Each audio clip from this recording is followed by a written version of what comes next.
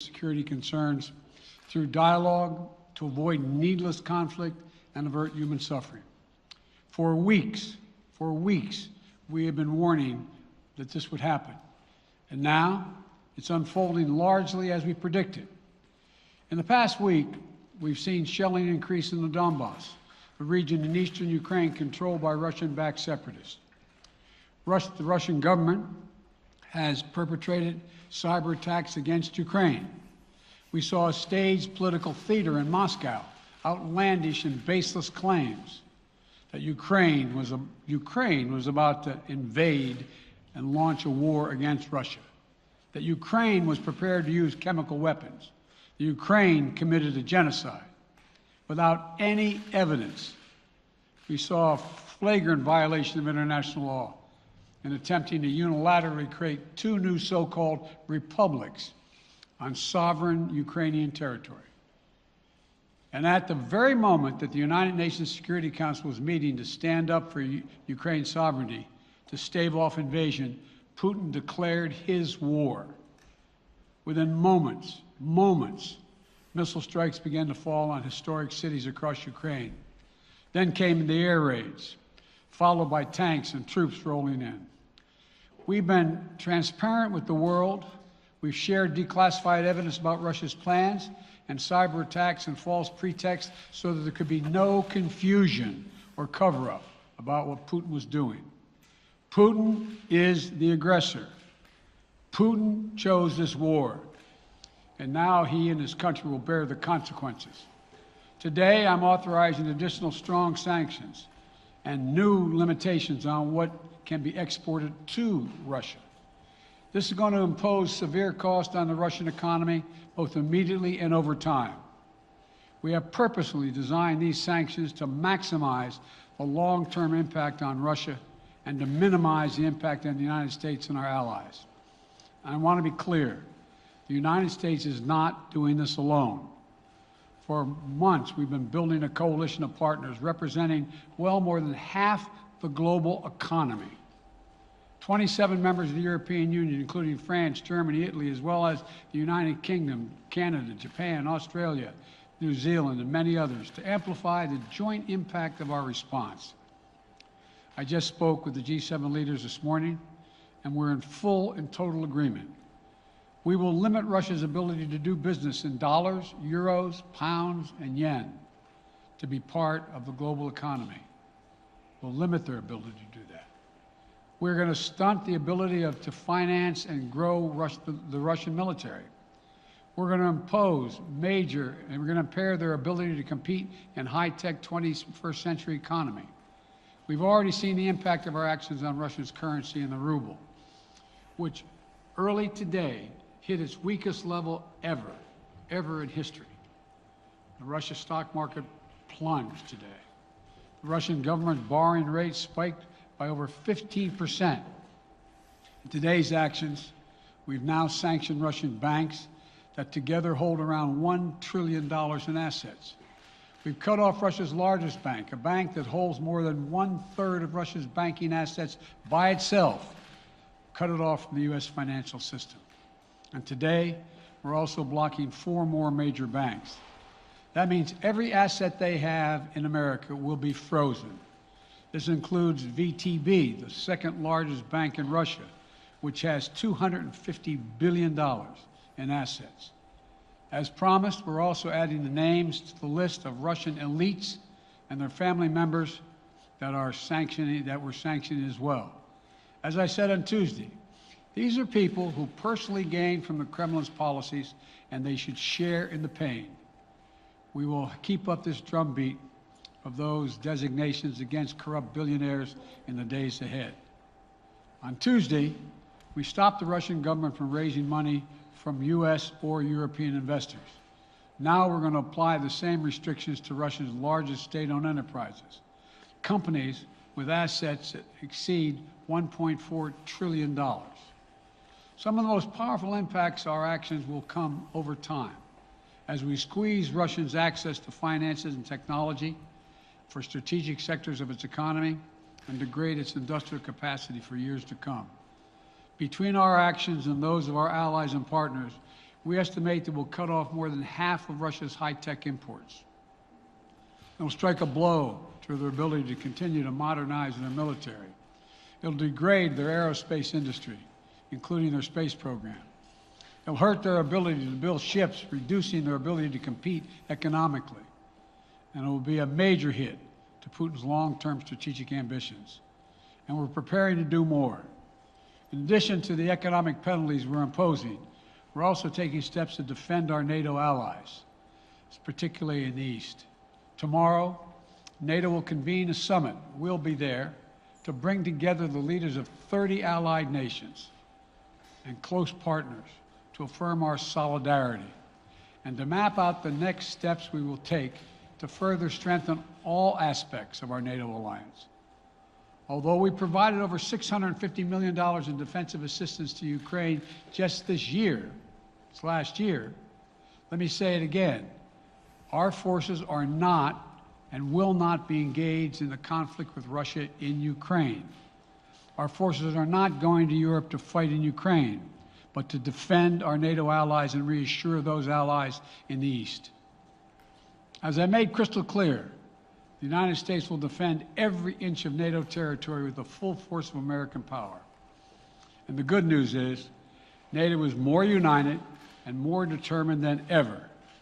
There is no doubt that the United States and every NATO ally will meet our Article 5 commitments, which says that an attack on one is an attack on all. Over the past few weeks, I ordered thousands of additional forces to Germany and Poland as part of our commitment to NATO. On Tuesday, in response to Russia's aggressive action, including its troop presence in Belarus and the Black Sea, I've authorized the deployment of ground and air forces already stationed in Europe to NATO's eastern flank allies, Estonia, Latvia, Lithuania, Poland, and Romania. Our allies have also been stepping up, adding the other allies, the rest of NATO, adding their own forces and capabilities to ensure collective defense.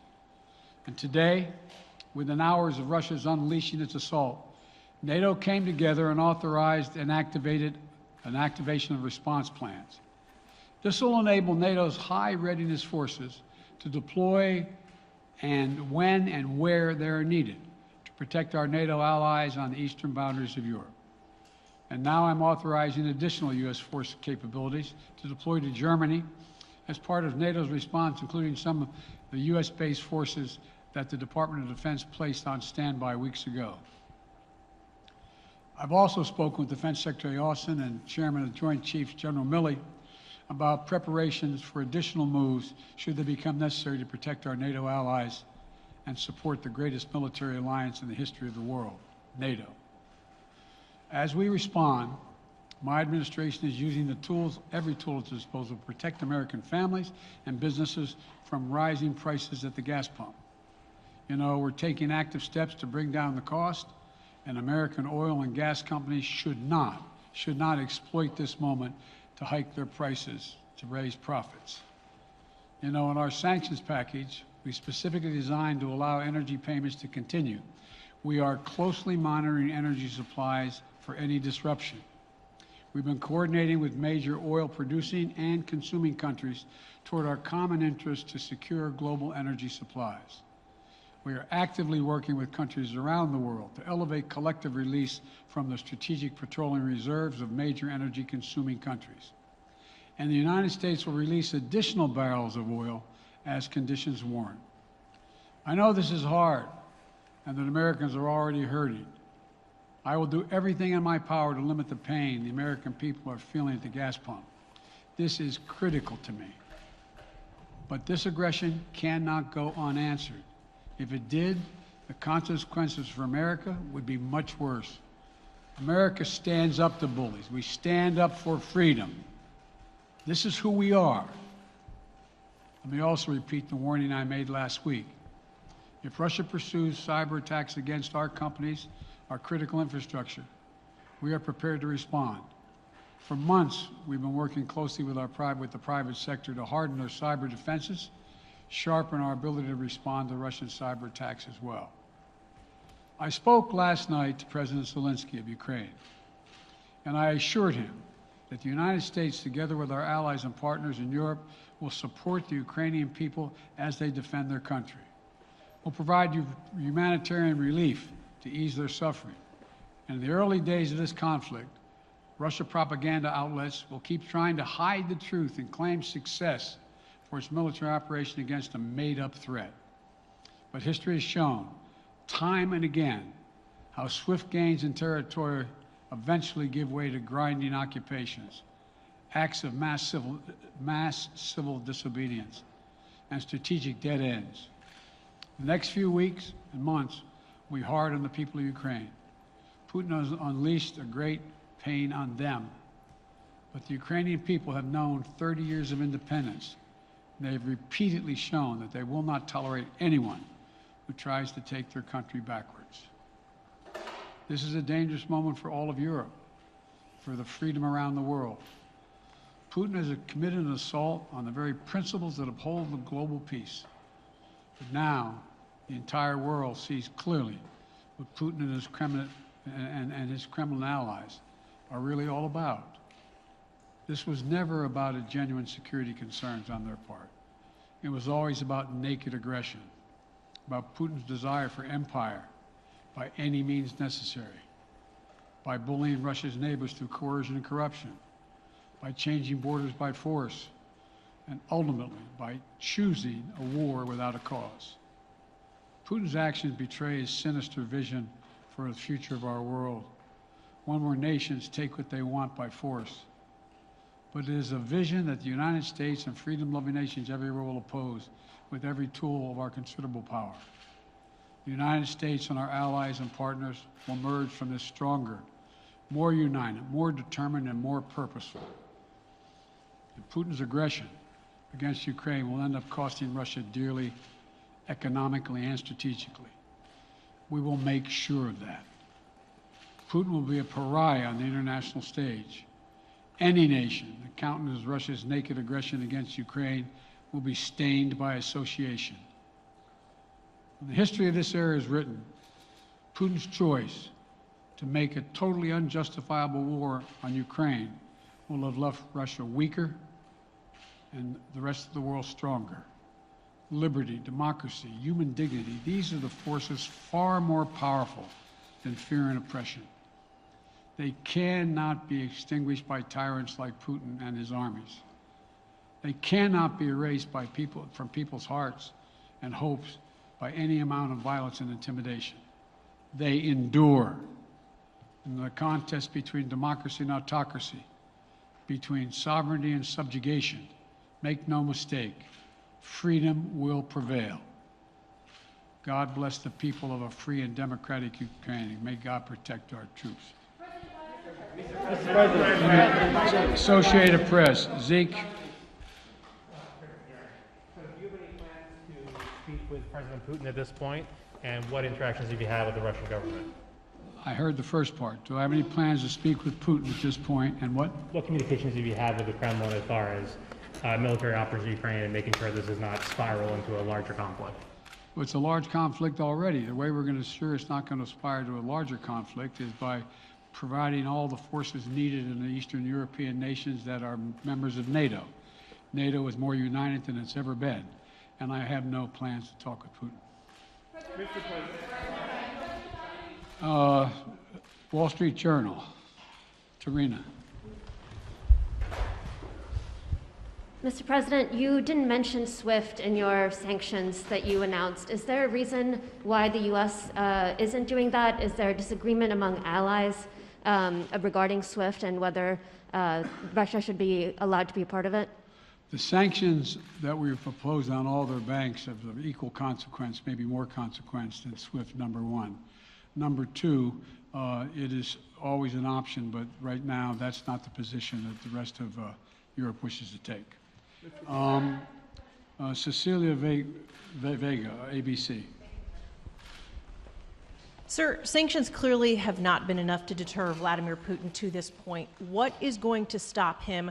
How and when does this end? And do you see him trying to go beyond Ukraine? And a second question I'll just give to you now. This statement that he gave last night, the threat that he gave, the West will face consequences greater than any you have faced in history. Is he threatening a nuclear strike? I have no idea what he's threatening. I know what he has done, number one. And number two, no one expected the sanctions to prevent anything from happening. It has to show, this is going to take time, and we have to show resolve so he knows what's coming. And so the people of Russia know what he's brought on them. That's what this is all about. This is going to take time. It's not going to occur, he's going to say, oh my God, these sanctions are coming, I'm going to stand down. He's going to test the resolve of the West to see if we stay together, and we will. We will, and it will impose significant costs on him. Will he go beyond Ukraine, sir? Do you see him going? Yes. Thank you.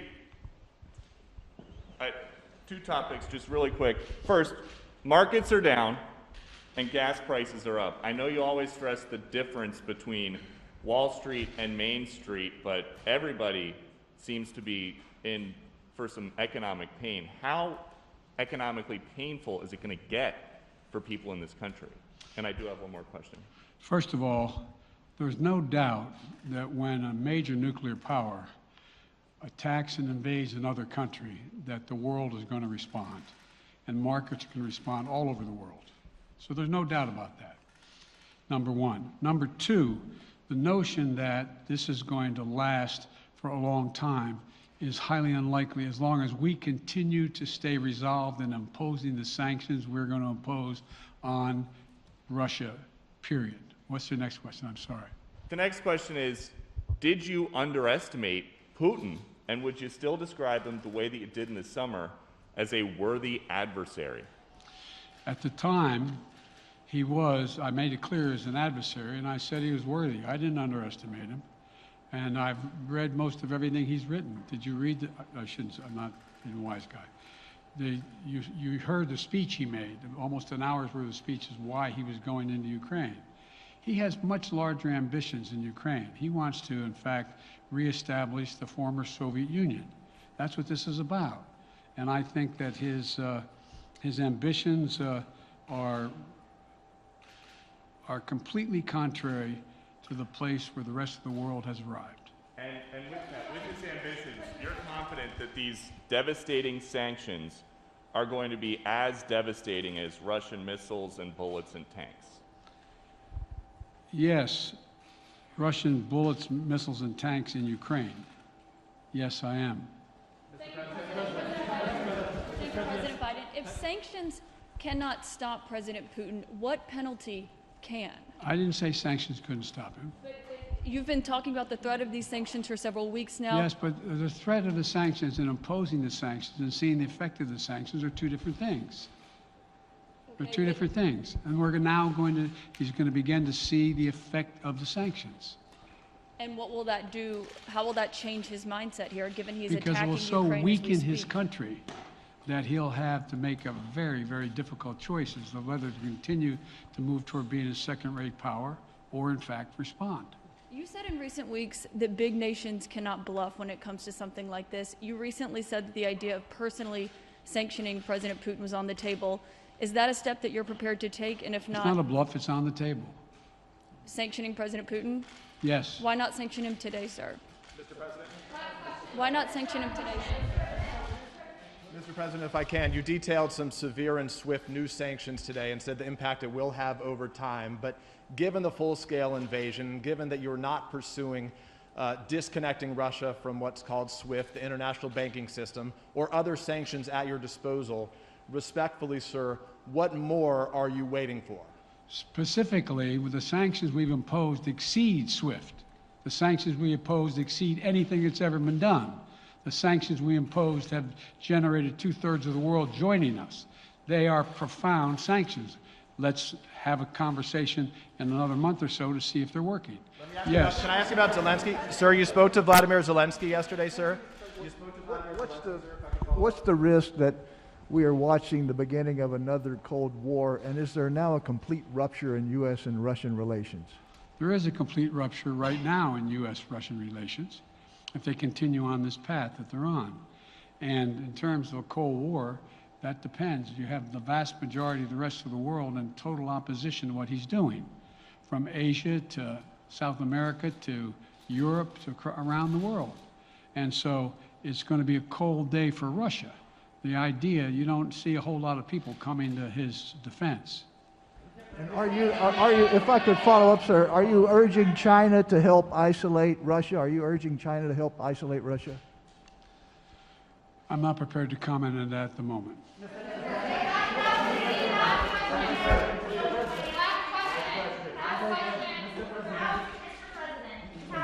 No. Yeah. No. He's had his hand up a long time. Thank you, Mr. President. How concerned are you that Putin wants to go beyond Ukraine into other countries and the U.S. will have to get involved if he moves into NATO countries? Well, if he did move into NATO countries, he will be involved. We will be involved. The only thing that I'm convinced of is if we don't stop now, he'll be emboldened. If we don't move against him now with these significant sanctions, he will be emboldened. And look, you know, well, anyway. Can you talk anything more about your conversation? Mr. President.